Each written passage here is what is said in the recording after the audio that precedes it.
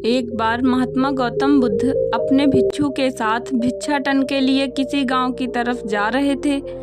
तभी अचानक बुद्ध के पैर में कांटा लग गया। कांटा इतना तीक्ष्ण था कि चुभते ही रक्त की धार निकलने लगी। बुद्ध के भिक्षु ने रक्त को रोकने के लिए एक कपड़ा फाड़कर बुद्ध के पैर पर बांध दिया। इस घटना को कुछ लोग देख रहे थे जो कि बुद्ध से ईर्ष्या करते थे।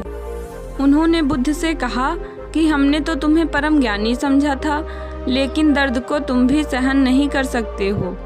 तुम पाखंडी हो और ये हमने सिद्ध कर दिया है। ये कांटे हमने ही बिछाए हैं। इस गांव में तुम्हारा स्वागत नहीं, तिरस्कार होगा। इस गांव में तुमको कोई भिक्षा नहीं मिलेगी। बुद्ध ने उन लोगों से अनुरोध किया कि कृपया करके मुझे इस गांव से भिक्षा लेने दो। बुद्ध के ईर्ष्यालुओं ने बुद्ध का उपहास बनाते हुए कहा कि अगर तुम्हें भिक्षाटन के लिए इस गांव में आना है तो तुम्हें अपने रक्त की बलिदानी देनी होगी। तुमको इस कांटों के रास्ते से गुजरना होगा। भगवान बुद्ध ने उनकी चुनौती को स्वीकार कर लिया और कांटों के रास्ते पर चलने के लिए अपने कदम बढ़ाने लगे। बुद्ध मुस्कुराते हुए कांटों पर चलने लगे। बुद्ध के साहस को देखकर गांव वाले चकित रह गए। कुछ लोगों की आंखें फटी की फटी रह गईं।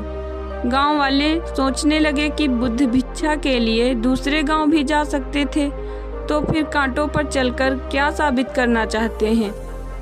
गांव वाले बुद्ध के संदेश को इतनी जल्दी नहीं समझ पाए। यहाँ पर बात भिक्षा की नहीं बल्कि जीवन को बदलने की थी। गांव वालों की भीड़ में एक सुमित नाम का युवक था जो बुद्ध पर हो रहे अत्याचार को देखकर द्रवित रह गया। सुमित दौड़कर गया और बुद्ध के पैरों के सामने से कांटे को हटाने लगा। बुद्ध के ईर्ष्यालु सुमित को रोकने लगे और गांव से दाना पानी ना देने की धमकी देने लगे। सुमित ने किसी की ना सुनी और कांटों को हटाते हुए बोला, हे भगवान, आप इन मुट्ठी भर लोगों के कहने पर अपने आप को कष्ट मत दीजिए। आप गांव में प्रवेश कीजिए। बहुत सारे लोग आपको भिक्षा देने के लिए आतुर हैं। बुद्ध ने सुमित को अपने पास बुलाया और आशीर्वाद देने लगे। सुमित पीछे हट गया। हे भगवान, आप मुझे छूकर अपने आप को अपवित्र और दूषित ना करें। महात्मा बुद्ध ने कहा, तुम अपने आप को दूषित क्यों कहते हो?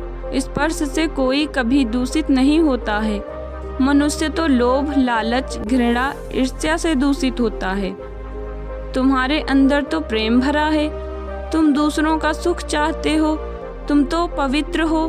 बुद्ध के बोल सुनकर कुछ लोग बोले, तुम तो अपने आप को बड़े ज्ञानी कहते हो। तुमको जाति का कोई ज्ञान ही नहीं है। तुम पाखंडी हो। बुद्ध बड़े ही शांत स्वभाव से कहते हैं, मानव से मानव की मानवता छीनना पाखंडी की निशानी है।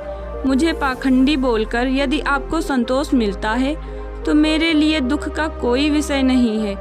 कुछ लोग बुद्ध पर बरस पड़े, परंतु यह तो धर्मशास्त्र है, फिर यह पाखंड कैसे हुआ? बुद्ध कहते हैं, हमारी उत्पत्ति इस सृष्टि में हुई है। नदियों का पानी सभी की समान रूप से प्यास बुझाता है। खुले जंगलों की हवा भी भेदभाव नहीं करती है। खुला आसमान हमारे पिता के समान हमारी परवरिश करता है। सृष्टिकर्ता ने भी कोई भेदभाव नहीं किया है। फिर हम इंसान कौन होते हैं भेदभाव करने वाले? मानव में भेद करके अपने संबंधों को बिगाड़ता है। बुद्ध के वचन के बाद कुछ लोग कहते हैं, अगर आप इतना ही कहते हैं तो सुमित को अपना भिक्षु क्यों नहीं बना लेते हैं? बुद्ध ने कहा कि अच्छा सुझाव है। अगर सुमित तुम चाहते हो तो तुम मेरा भिक्षु बन सकते हो।